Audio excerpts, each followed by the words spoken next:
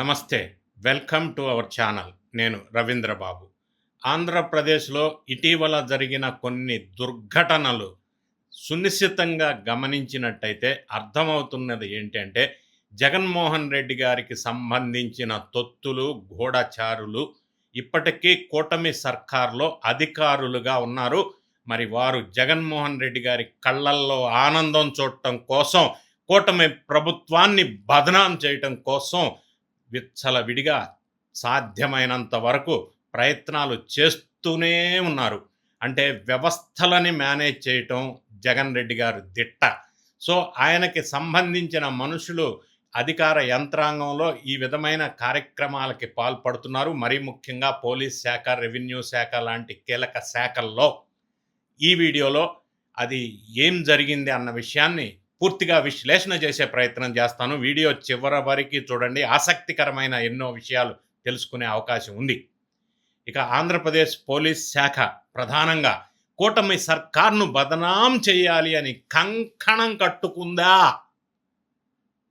అని అనిపిస్తుంది. అత్యంత అవినీతి పరులతోటి నింపేసినటువంటి శాఖగా పేరు తెచ్చుకుంటుందా అన్న అనుమానం కలుగుతుంది. దీనికి 3 ఉదాహరణలతో జరిగిన వాస్తవాల్ని మీకు చెప్పే ప్రయత్నం చేస్తాను. నేను వీళ్ళని ఫలానా వాళ్ళని కించపరచాలని, వీళ్ళని ఏదో డీఫేమ్ చేయాలని ఎక్కడా కూడా ఈ ప్రయత్నం చేయటం లేదు. ఇప్పటికైనా కూటమి సర్కార్ అలర్ట్‌గా, కేర్‌ఫుల్‌గా ఉండి చర్యలు తీసుకోకపోతే, ఈ శాఖని సరిదిద్దకపోతే ఫ్యూచర్‌లో బాగా నష్టపోయే అవకాశం ఉంది అనే సునిశ్చితమైన హెచ్చరిక చేసే ప్రయత్నం ఈ వీడియోలో చేస్తాను. ఇక పాయింట్ నంబర్ 1, అనంతబాబు కేసు ఒకటి తీసుకుందాం. ఇది పోలీస్ శాఖ యొక్క పనితీరుకి, పోలీస్ శాఖలో జరుగుతున్నటువంటి తంతుకి ఒక పర్ఫెక్ట్ ఎగ్జాంపుల్గా నిలుస్తుంది అని చెప్పడంలో ఎలాంటి సందేహం లేదు. మరి పత్రికలు కూడా ఈ మధ్య కాలంలో ఇదే విషయాన్ని ఘోషిస్తున్నాయి. అనంతబాబు డ్రైవర్ సుబ్రహ్మణ్యాన్ని హత్య చేసిన విషయం మనందరికీ తెలుసు అప్పట్లో. సరే, అందులో వాళ్ళ భార్య పాత్ర కూడా ఉంది. అది కూడా మనకు తెలుసు. ఈయన A1, ఆమె A2గా కూడా చేర్చారు.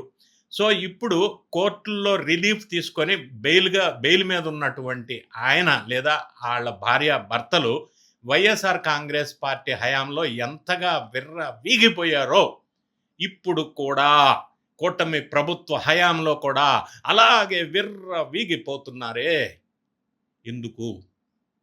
ఏం చూసుకొని అంటే, మళ్ళీ సేమ్ పోలీస్ శాఖ అండా దండా చూసుకొని, మరి ఆయనతో పాటుగా జోగి రమేష్ కానీ, పేర్ని నాని లాంటి వాళ్ళు కానీ, అనంత బాబు లాంటి వాళ్ళు కానీ ఎప్పుడు కావాలంటే అప్పుడు అజ్ఞాతంలోకి వెళ్ళిపోతారు. వారికి దొరకరు. అది ఎలా సాధ్యం? ఇది లింకుల వ్యవహారం.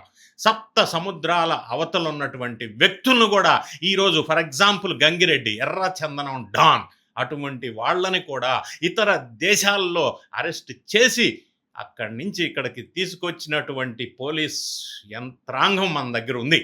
మరి అటువంటి గంగిరెడ్డి లాంటి వాళ్ళు అక్కడ స్థానిక మహిళలను పెళ్లి చేసుకొని వీసా పొంది అక్కడే సెటిల్ అయిపోదాం అనుకుంటున్నటువంటి వాళ్ళని కూడా వాళ్ళ కుట్రల్ని భగ్నం చేసి తీసుకొచ్చినటువంటి పోలీస్ శాఖ ఈరోజు ఎందుకు చిటికలో మాయమైపోయేటువంటి వాళ్ళకి కావలసినప్పుడు ప్రత్యక్షం అయ్యేటువంటి అనంతబాబు లాంటి వాళ్ళని, జోగి రమేష్ లాంటి వాళ్ళని మరి ఎందుకు పట్టుకోలేకపోతుంది అనే ప్రశ్న నాకు ఆవేదాన్ని కలిగిస్తున్నటువంటి అంశం. అనంతబాబు డ్రైవర్ సుబ్రహ్మణ్యం హత్య కేసులో లంచం ఎర్రచూపి సాక్షులను బెదిరించి ఇటీవల కాలంలో మరి ఒక్కొక్కరికి ₹1,00,000 ఇచ్చి నలుగురికి వాళ్ళందరి చేత కూడా భయపెట్టి మరి సాక్ష్యాలను తారుమారు చేసే ప్రయత్నం చేసిన సంఘటన మనం చూసాం. అయితే ఆ డబ్బులు తీసుకున్న వాళ్ళు భయపడిపోయి అనంతబాబు ఇలా చేస్తున్నాడు, మమ్మల్ని భయపెడుతున్నాడు, డబ్బులు ఇచ్చాడు అని పోలీసుల దగ్గరికి వెళ్ళి వాళ్లే మొరపెట్టుకునేంత వరకు పోలీసులు ఎందుకు కనిపెట్టలేకపోయారు ఈ విషయాన్ని? పోనీ కనిపెట్టిన తర్వాత వాళ్ళు వచ్చి వాళ్లే చెప్పారు కదా ఇలా జరిగిందని. ఆ తర్వాత ఏమైనా చేయగలిగారా పోలీస్ యంత్రాంగం? చేయలేకపోయారు. మరి ఆ చక్కగా అనంతబాబు పారిపోయాడు. ఎలా పారిపోతాడు? తాజాగా ఇప్పుడు తర్వాత జరిగిన సిచ్యువేషన్ ప్రకారం బెయిల్ రద్దు చేయమని చెప్పేసి పిటిషన్ వేశారు. మొన్న పోలీసులు మరి రాజమండ్రి కోర్టు దగ్గరికి అనంతబాబు వచ్చినప్పుడు అనూహ్యంగా ఆయన్ని పట్టుకున్నారు. అది పట్టుకోవాల్సి వచ్చింది. ఇంకా దౌర్భాగ్యం ఏంటంటే అనంతబాబుకి అత్యంత సన్నిహితుడైనటువంటి పోలీస్ అధికారే ఆ సర్పవరం సిఐ రవికుమార్ ఆయన పేరు. ఆయన ఇప్పుడు అక్కడే ఉన్నాడంట, అప్పుడు అక్కడే ఉన్నాడు. మరి ఆ రోజు డ్రైవర్ సుబ్రహ్మణ్యం హత్య కేసు నమోదైన తర్వాత వాళ్ళు చట్టా పట్టాలేసుకొని తిరిగారు ఆ సిఐ ప్లస్ అనంతబాబు. మరి అదే సిఐని అక్కడే ఎలా కంటిన్యూ చేస్తారు? క్లోజ్ ఫ్రెండ్స్ అని అందరికీ తెలుసు కదా! అంటే ఆ విధమైన సహాయ సహకారాలు అనంతబాబుకి అందుతున్నాయి కాబట్టే ఎప్పుడంటే అప్పుడు తప్పించుకుంటున్నాడు. ముందస్తు సమాచారం వాళ్ళకి దొరుకుతుంది కాబట్టే అత్తగారి ఇల్లులాగా ఫీల్ అవుతున్నాడు. పోలీస్ స్టేషన్స్‌కి వచ్చి జైలు దగ్గర అక్కడ, ఇక్కడ ఎప్పుడు తప్పించుకోవాలంటే అప్పుడు తప్పించుకోగలుగుతున్నాడు అనేది వాస్తవం. ఇష్టారాజ్యంగా చెలరేగిపోతున్నాడంటే పోలీసు ఇచ్చిన ఈ సమాచారం కాదా? ఎందుకు ఈ విధంగా పోలీసు వ్యవస్థ ఈరోజు ఉంది?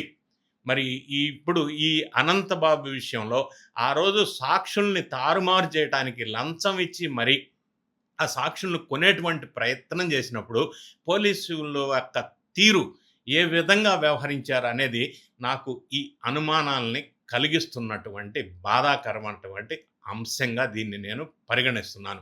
ఈ అంశాన్ని పరిశీలిస్తే కొద్దిగా తవ్వుకుంటూ పోతే ఆంధ్రప్రదేశ్ పోలీసు వాళ్ళు ఈ విధంగా చేయటం అనేది అనంతబాబుతో కుమ్మక్కవటం లేదా వైఎస్ఆర్ కాంగ్రెస్ పార్టీతో కుమ్మక్కవటం అనేది అర్థమవుతుంది.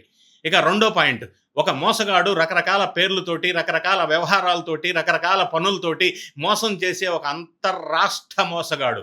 ఆయన పేరు భీముని అజయ్ కుమార్ అనేటువంటి వ్యక్తి.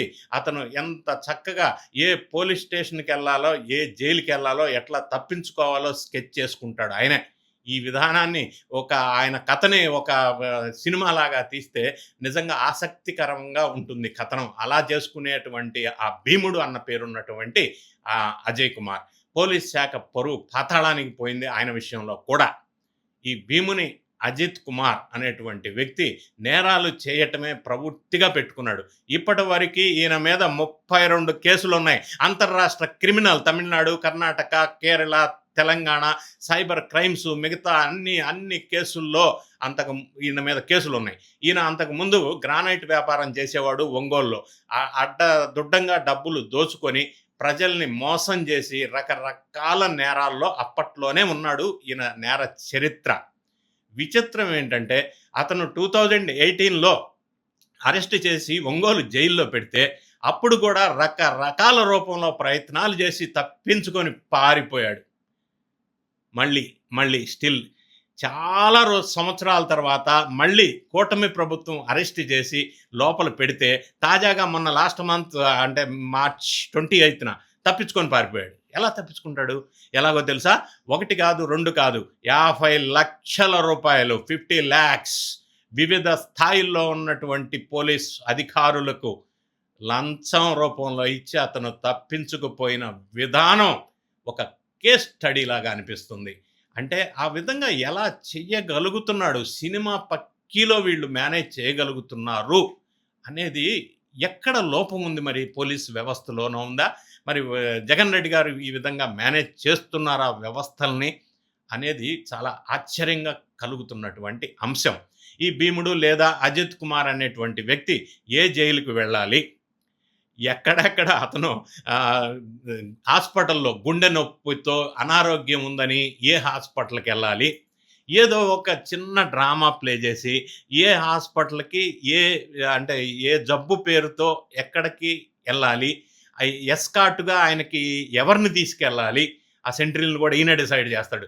ఆ తర్వాత తప్పించుకుపోవటానికి ఆ టయానికి ఎవ్వరూ లేకుండా ఈయనే ప్లాన్ చేస్తాడు. మళ్ళీ ప్లాన్ చేసేసి ప్రతి చిన్న విషయాన్ని, ప్రతి పాయింట్ని ఈయనే స్కెచ్ చేసుకుంటాడు, ఈయనే ప్లాన్ చేసుకుంటాడు, ఈయనే డిజైన్ చేసుకుంటాడు. పైసలు ఇచ్చి ఈయనే పోలీస్ వాళ్ళని మేనేజ్ చేసుకొని పారిపోతున్నాడు. ఇప్పుడు జరిగిన సంఘటన ఇది. మొత్తం సర్కిల్లో ఆఖరిగా హాస్పిటల్లో నుంచి కాపలా కాసే వాళ్ళ దగ్గర కూడా పోలీస్ కానిస్టేబుల్స్, సెంట్రీస్ వీళ్ళని కూడా మేనేజ్ చేయటం, డాక్టర్స్ని మేనేజ్ చేయటం, అన్ని రకాల రూపంలో మేనేజ్ చేశాడు. ఈ మధ్యకాలంలో జరిగిన సంఘటనలో 50 లక్షల రూపాయల లంచం ఇచ్చి బయటికి వచ్చినట్టుగా తెలియవచ్చింది. గుండెపోటు ఉందని చెప్పి హాస్పిటల్కి వెళ్ళి నాటకం ఆడి మరి హాస్పిటల్లో ఆ 2 కానిస్టేబుల్స్ ఎవరైతే కాపలా ఉంటారో వాళ్ళని బయటికి పంపించి లేదా టిఫిన్ చేసి రమ్మని పంపించి ఈయన సరదాగా నడుచుకుంటూ హాస్పిటల్లో నుంచి బయటకు వచ్చి ఆటో ఎక్కేసి చాలా రిలాక్స్డ్గా నడుచుకుంటూ తప్పించుకొని వెళ్ళిపోయాడు. ఎలా సాధ్యం? ఏమైంది పోలీసు వ్యవస్థకి అనేది ఆశ్చర్యకరమైన అంశం. ఇందులో ఇంకొక ఆశ్చర్యకరమైన అంశం ఏంటంటే, ఒంగోలు పిఎస్లో ఫస్ట్ కేసు ఉంది. తర్వాత అన్ని స్టేషన్లో ఉన్నాయి. తెనాలి పోలీస్ స్టేషన్కి వెళ్ళాలి అని చెప్పి భీముడే డిసైడ్ చేసుకొని వాళ్ళకి చెప్పాడంట అరెస్ట్ చేయమని. తెనాలి జైల్లో రిపేరింగు, మెయింటెనెన్సు, సివిల్ వర్క్స్ జరుగుతుంటే సో ఇక్కడ పెట్టడానికి వీలు లేదని తెనాలి జైలు వాళ్ళు ఆ దగ్గరలో ఉన్నటువంటి రేపల్లె జైలులో పెట్టేటట్టుకు ప్లాన్ చేశారు ఈ మధ్య ఇటీవల కాలంలో ఈయన్ని. అయితే అక్కడ ఈయన ఫ్రెండ్ ఒకడు ఉన్నాడు, విజయపాల్ అని పోలీస్లో పనిచేసే అతను. దానివల్ల ఇది జరిగింది. విచిత్రం ఏంటంటే రేపల్లె జైలు ఎందుకు ఈయన ప్రిఫర్ చేశాడంటే, అక్కడ వీళ్ళ పాత ఫ్రెండ్స్ జైపాల్ కానీ, ఆ జైలు సూపరింటెండెంట్ కానీ, మిగతా వాళ్ళంతా వీళ్ళు గతంలో ఈయనకి సపోర్ట్ చేసి హెల్ప్ చేశారు పైసలు తీసుకొని. ఆ బ్యాచ్ అంతా అక్కడ ఉన్నారు కాబట్టి ఈయన అక్కడికి వెళ్ళాలని కోరుకున్నాడు, అక్కడికే వెళ్ళాడు. అట్లా ప్లాన్ చేసి మరీ వెళ్ళాడంటే మరి ఏ స్థాయిలో మేనేజ్ చేశాడు పోలీసు వ్యవస్థని అనేది స్పష్టంగా అర్థమవుతుంది. 2018లో ఎవరైతే ఇతన్ని తప్పించడానికి సహాయం చేశారో అతనే ఈ రేపల్లె జైలు దగ్గర ఇప్పుడున్నటువంటి పోలీస్ ఆఫీసర్ కూడా. సరే, ఆయన్ని తర్వాత సస్పెండ్ చేశారు, వీఆర్కి పోస్ట్ చేశాడు. ఇవన్నీ పనిష్మెంట్స్ తాత్కాలికం, కానీ దానివల్ల ఉపయోగం ఉంది. మళ్ళీ స్టోరీ రిపీట్ అవుతూనే ఉంది. 2018లో ఇతన్ని తప్పించడానికి సహాయం చేసినటువంటి అతనే మళ్ళీ ఇప్పుడు కూడా అదే సహాయ సహకారాలు అందించాడంటే అతనికి ఏం పనిష్మెంట్ ఇచ్చినా కూడా ఏం ఉపయోగం ఉంది? వ్యవస్థలో ఈ విధంగా మేనేజ్ చేస్తూ ఉంటే ఇప్పుడు ఇతను ఆల్రెడీ క్యారియర్లో ఒక బ్లాక్ మార్క్ ఉంది. ఈ భీముడు అనేది ఆ వ్యక్తికి కానీ, ఈ పోలీస్ అధికారికి కానీ కేవలం వీఆర్లో పెట్టినంత మాత్రాన, సస్పెండ్ చేసినంత మాత్రాన సొల్యూషన్ రావటం లేదు. అదే పని మళ్ళీ మళ్ళీ వీళ్ళు చేస్తున్నారు అని అంటే ఎక్కడో లోపం ఉంది. ఎంత నీచం, ఎంత చండాలం, ఎంత దౌర్భాగ్యం అని అనిపిస్తూ ఉంది. రకరకాల స్థాయిల్లో రకరకాలు తానుకి ఏ జైలుకి వెళ్ళాలా తానే డిసైడ్ చేసేటువంటి అంతర్రాష్ట్ర క్రిమినల్ ఈయన మరి ఎస్కార్ట్గా ఉండేవాళ్ళని కూడా డిసైడ్ చేస్తున్నాడంటే ఎంత దారుణమైన విషయం అనేది ఈ భీముడు అజిత్ కుమార్ అనే విషయంలో మనకి పోలీస్ వారు వ్యవహరించిన తీరు కూడా చాలా అనుమానాలకి తావునిచ్చే విధంగా ఉంది. ఇది చాలా సీరియస్ మ్యాటర్గా మనం తీసుకోవాలా. ఇటీవల జరిగినటువంటి ఈ భీముడు జైలు నుంచి పరారైన దుర్ఘటన దారుణమైన విషయంగా మనం తీసుకోవాల్సి వస్తుంది. అంటే డబ్బులు ఇస్తే ఏదైనా మేనేజ్ చేయొచ్చా అన్న అనుమానం కూడా వస్తుంది. లేదా పోలీసు వాళ్ళు జగన్ రెడ్డి గారి మనుషులు అయి ఉండటం వల్ల ఇలా మేనేజ్ చేయటానికి అవకాశాలు ఉన్నాయి కాబట్టి ఇటువంటి హంతకులు, ఇటువంటి అంతర్రాష్ట్ర స్థాయిలో నేరాలు చేస్తున్నటువంటి వ్యక్తులు పారిపోవటానికి అవకాశం ఉందంటే పోలీస్ శాఖ పరువు ప్రతిష్టలకి భంగం కలిగించే అంశం అని నాకు అనిపిస్తూ ఉంది. మరి మీరేమనుకుంటున్నారో మీ కామెంట్ రూపంలో తెలియజేయండి. ఇది ఎప్పటికీ డార్క్ స్పాట్గానే ఉండిపోతుంది. ఇంకా ఈ మధ్య ఆశ్చర్యకరమైన ఇంకొక మూడో సంఘటన అనంతపురం జిల్లాలో బయటపడింది. హనీ ట్రాప్ వ్యవహారం. బాగా ఫోన్లు చేస్తారు, నైటు వల విసురుతారు, తీయటి అమ్మాయిల చేత మాటలు మాట్లాడిస్తారు, ఆడియో కాల్లో వీడియో కాల్లో మొత్తానికి ఏదో రకంగా ట్రాప్ చేసేస్తున్నారు. ఇది ఇప్పుడు లేటెస్ట్ బర్నింగ్ టాపిక్.